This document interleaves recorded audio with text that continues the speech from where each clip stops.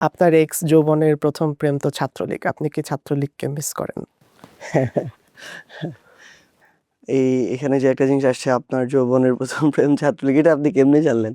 মানে আপনি তো ছাত্রলীগে ছিলেন। হ্যাঁ, তো ওইটা থেকে যৌবনের ১ম প্রেম এটা আপনি কেমনে জানলেন? মানে যৌবনের ১ম প্রেম ছাত্রলীগ না হলে কেউ ছাত্রলীগে কেমনে থাকে, তাই না? ফার্স্ট ইয়ারের জন্য একটা রুম শুধুমাত্র দেয়া হলো। যতজন ফার্স্ট ইয়ার উঠবে ওই এক রুমে থাকবে। আমাদেরকে তারপরে গেস্ট রুমে ডাকা হলো। এরপরে পড়ানো শুরু করা হইলো যে তোমাদেরকে হলে উঠাইছে বাংলাদেশ ছাত্রলীগ অমর একুশে হল শাখা।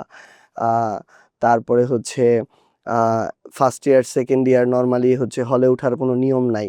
কারণ সিট পাওয়া যায় না। তো ছাত্রলীগের এটা দয়া হইছে। এইজন্য ছাত্রলীগ তোমাদের জন্য একটা রুম খালি করে তোমাদের থাকার ব্যবস্থা করে দিছে। এই যে একটা ওই ১ম এ গণরুমে ঢুকলাম, এরপর রাতে আসলাম হচ্ছে গেস্ট রুমে। এবং এই কালচারটা হইলো এরকম ছিল যে মানে আমার এখনকার বোঝাপড়া থেকে যে first year, second year, third year এই ৩ বছর মানে আমি আমার হলের কালচারটা বলতেছি।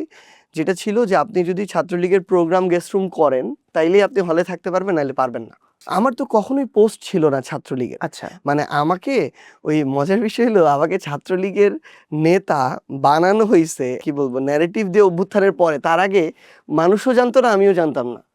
কারণ আমার তো কোনো কালে কোনো পোস্ট ছিল না, না হলে, না বিশ্ববিদ্যালয়, না সেন্ট্রালে, কোথাও না। হুম, হুম। ইভেন আমি ওই কিছুগুলো হচ্ছে কমেন্টসে মাঝে মাঝে পোস্টার দেখি আর কি, ঈদ শুভেচ্ছার আমাকে নিয়ে একটা, মানে ওটা লোক মনে করবে এরকম যেটা মানে আমি বানাই দিছিলাম ২০২৩ সাল না ২২ সালের, নিচে লেখা ছাত্রলীগ কেন্দ্রীয় কমিটি, এরকম কিছু একটা।